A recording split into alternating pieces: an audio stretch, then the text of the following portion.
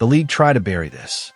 February 10th, 2001, 10:07 p.m., MCI Center Practice Gym, Washington, D.C., All-Star Weekend. 40 NBA players packed into a back gym that was supposed to be empty, locked, off-limits. Michael Jordan standing in the corner, arms crossed, watching silently. Tracy McGrady, Allen Iverson, Kevin Garnett, Tim Duncan, Paul Pierce, Ray Allen, all crammed into a space built for closed practices, not legendary showdowns. And in the center of it all, Kobe Bryant and Vince Carter, about to play a one-on-one game so brutal, so intense, so psychologically devastating that the NBA would spend the next 2 decades pretending it never happened. No cameras allowed, no media, no league supervision, just 2 of the most explosive athletes in basketball history.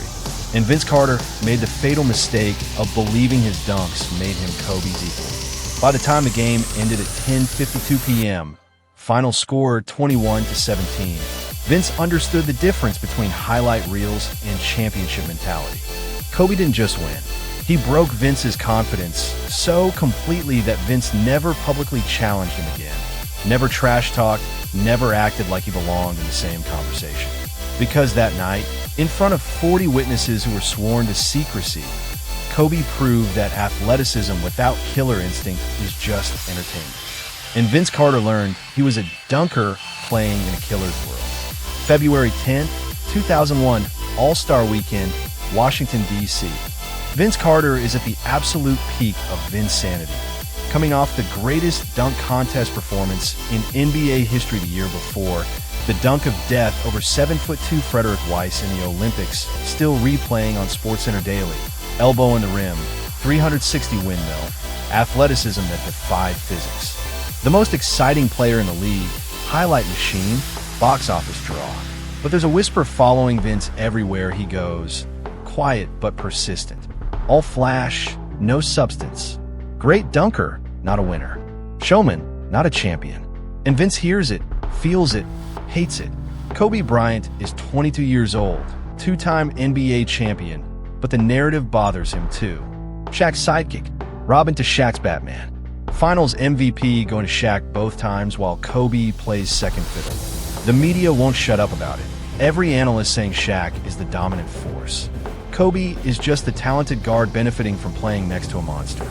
Kobe needs to prove something, not to media, to himself, that he's the most complete player in the league. That talent plus killer instinct beats pure athleticism every time. Saturday night, February 10th, after the three-point contest, word spreads quietly through the All-Star Hotel. Kobe and Vince, one-on-one, MCI Center Back Gym, 10 p.m. Nobody knows who initiated it. Some say Kobe walked up to Vince in the hotel lobby that morning, looked him dead in the eyes, said, "Tonight, you and me. Let's see who's really better." Others claim Vince sent word through Tracy McGrady that he wanted to test himself against Kobe's defense, prove the whispers wrong. What everyone agrees on, it happened, and it was the most vicious basketball anyone saw outside the finals. By 9:50 p.m., 30 to 40 NBA players gather at the MCI Center back entrance. No announcement made, no group coordination, just word of mouth, player to player. The witness list reads like a Hall of Fame ballot. Tracy McGrady, Allen Iverson, Kevin Garnett, Tim Duncan, Paul Pierce, Ray Allen, Gary Payton, Steve Francis, Stephon Marbury. Even Michael Jordan shows up, stands in the corner, arms crossed, watching without saying a word. At 10:07 p.m., Kobe walks through the gym doors wearing Lakers practice gear. 3 minutes later, Vince enters in Raptors warm-ups. They don't shake hands, don't talk, just lock eyes across the court. The entire gym goes silent. Kevin Garnett appoints himself referee, establishes rules quickly. First to 21, ones and twos. Winner's ball after each basket. Play until someone quits or hits 21. No official refs, but KG calls obvious fouls. Everything else is legal. Tracy McGrady later says, "I've been in finals games, Olympic games, playoff wars. I've never felt tension like that practice gym. It felt like we were about to see something that would answer questions people have been asking all season." Kobe takes the ball first, checks it to Vince at the top of the key. Vince tosses it back hard, statement pass. Game begins. Kobe attacks immediately. Jab step, crossover, pull-up jumper from 18 feet. Swish. 1-0. Vince's ball. He catches, takes one dribble, explodes toward the rim with that supernatural first step. Kobe meets him in the air, contest perfect. Vince adjusts mid-flight, switches hands, finishes with his left. 1-1. The gym erupts. Allen Iverson screams, "Oh, this is about to be insane." Next 5 minutes, both players trade baskets. Kobe fadeaways, step backs, post-ups, using every move in his arsenal. Vince matching with dunks, acrobatic layups, deep threes, his athleticism breathtaking. Score climbs. 3-3, 5-5, 8-8. But something becomes obvious to everyone watching. This isn't friendly competition. Both are locked in defensively with playoff intensity. Hand-checking, physical bumps, bodies colliding. Kobe using positioning to deny Vince's drives. Vince using his leaping to contest every Kobe shot. This is war. At 10-10, Vince makes a spectacular dunk, hangs on the rim briefly, looks at Kobe, says something. Nobody hears it, but Kobe's expression changes immediately. Cold, focused, deadly.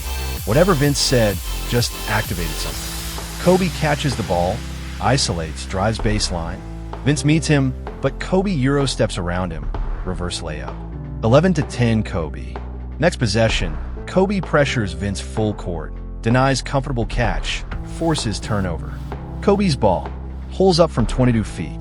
Swish. 12-10. Vince responds, crosses Kobe hard, gets to the rim, finishes through contact. 12-11. Then hits a three to take the lead. 13-12 Vince. But Kobe doesn't panic, doesn't force. Just attacks methodically. Scores. 13-13. Vince misses next shot. Kobe scores again. 14-13. The momentum shifts clearly now.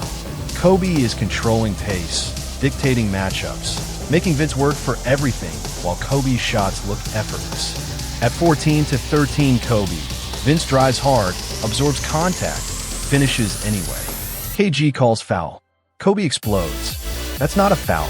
This is one-on-one, not rec league. KG stands firm. You hit his arm. That's a foul. Kobe stares, jaw clenched, then nods. Fine, let's play. The intensity escalates. At 15-14 Kobe, Vince attacks. Kobe blocks his shot cleanly. Ball flies into the stands. Paul Pierce grabs it, tosses back. Vince's ball, but Kobe picks him up full court immediately. Aggressive denial defense, pressuring every dribble. Vince tries to back him down in the post, but Kobe holds firm. Vince's shot clangs off rim. 15-14 Kobe still. Next 3 possessions, Kobe scores twice, Vince once. 17-15 Kobe. The gym is chaos. Players screaming. Steve Francis running up and down sideline like a coach. Tim Duncan clapping. Michael Jordan motionless in corner. Eyes locked on every possession. At 17-16 Kobe, Vince hits a tough fadeaway. 17-17. Then Vince crosses Kobe so hard Kobe's foot slips slightly, drills a 3. 18-17 Vince. 1 point lead. Kobe calls for the ball, checks it, catches, takes one dribble, rises up for 3 from 25 feet. Vince flies at him, hand extended. Ball leaves Kobe's fingertips at peak of jump, perfect rotation. Hangs in air. Swish. 18-18. Gym explodes. Players rush court, then retreat, realizing game continues. Next possession, Vince misses contested jumper. 18-18. Kobe attacks, scores through contact. 19-18 Kobe. Vince responds immediately, tough layup. 19-19. Then Kobe isolation, fade away over perfect Vince contest. Swish. 20-19 Kobe. Game point. Vince catches, attacks desperately, trying to tie. Kobe stays in front, forces tough shot. Mississippi Kobe rebounds, dribbles to half court, resets. Gym goes silent. The sound of Kobe's dribble echoing.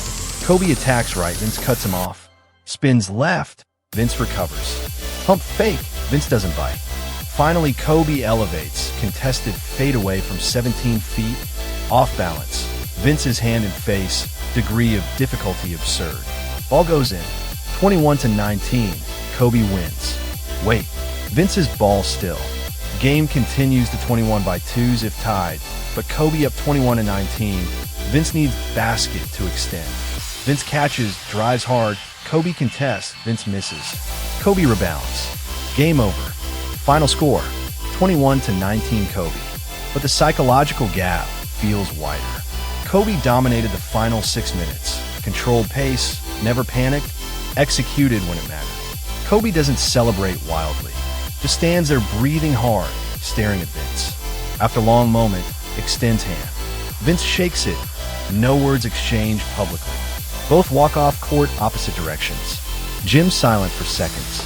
Then slow applause begins. Not wild celebration, but reverent respect. They witness something rare. Michael Jordan walks to Tracy McGrady. Tracy later recounts, Jordan said, "That's what basketball should look like." I asked who's better. Jordan smiled. Kobe plays like he'd die before losing. Vince plays like he wants to put on show. There's a difference.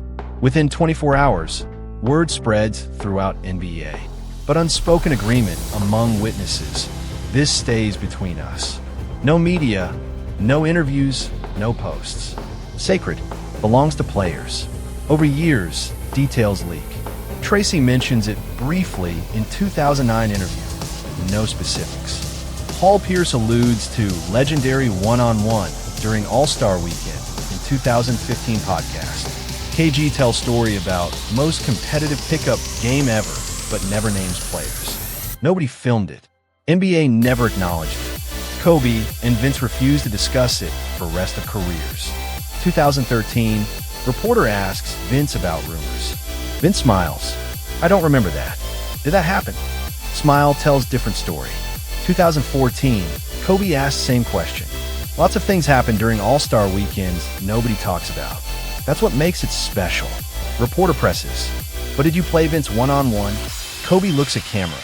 If we did, it would have been one hell of a game. Walks away. 2020, after Kobe's death, Vince breaks silence during tribute. Asked about favorite Kobe memory, Vince pauses emotional. There was a night during All-Star Weekend 2001. Just me and him playing how it's meant to be played. No cameras, no crowd. Pure competition. He won. I never forgot it. He showed me winning matters more than looking good, more than style. Just winning. Interviewer asks final score. Vince smiles through tears. 21-19. Felt like a championship. February 10th, 2001, 10:07 p.m. Vince Carter walks into that gym, believing his athleticism makes him Kobe's equal. By 10:52 p.m., he learned the truth. Dunks don't win one-on-one against killers. Highlights don't beat mentality. Flash doesn't survive substance. Kobe won 21-19, but the gap felt like 21. Vince never publicly challenged Kobe again. Never acted like he belonged in that conversation. Because that night, 40 witnesses saw what separated great athletes from champions.